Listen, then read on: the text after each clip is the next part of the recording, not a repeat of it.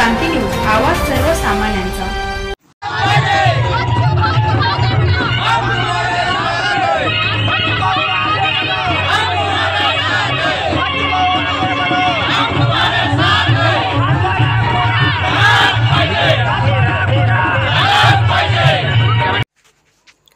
दिग्रस सरपंच संघटनेचा कोरा सातबारा पदयात्रेला पाठिंबा। आंबोडा येथील समारोपीय सभेला सरपंचांना उपस्थित राहण्याचे आवाहन।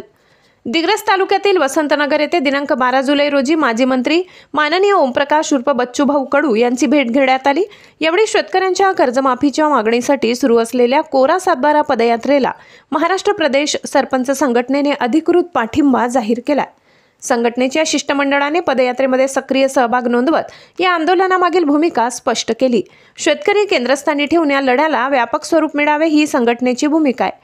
येत्या सोमवारी दिनांक 14 जुलै रोजी श्री क्षेत्र माहूर जवळील अंबोडा तालुका महागाव येथे पदयात्रेची समारोपीय सभा आयोजित करण्यात आली आहे। या सभेला यवतमाळ जिल्ह्यासह परिसरातील सर्व सरपंचांनी मोठ्या संख्येने उपस्थित राहावे असे आवाहन संघटनेचे पदाधिकारी गजाननदादा बोंडे, संस्थापक अध्यक्ष राजेंद्र कराडे, महाराष्ट्र अध्यक्ष ॲडव्होकेट देवा पाचभाई, विदर्भ सल्लागार सुधीर पाटील जवादे, विदर्भ सरचिटणीस लीना तुरकर, विदर्भ सल्लागार तुकाराम माथनकर, जिल्हा अध्यक्ष सविता जाधव, महिला अध्यक्ष उमेश राठोड, अविनाश रोकडे तसेच जिल्हा कार्यकारिणीने केले आहे।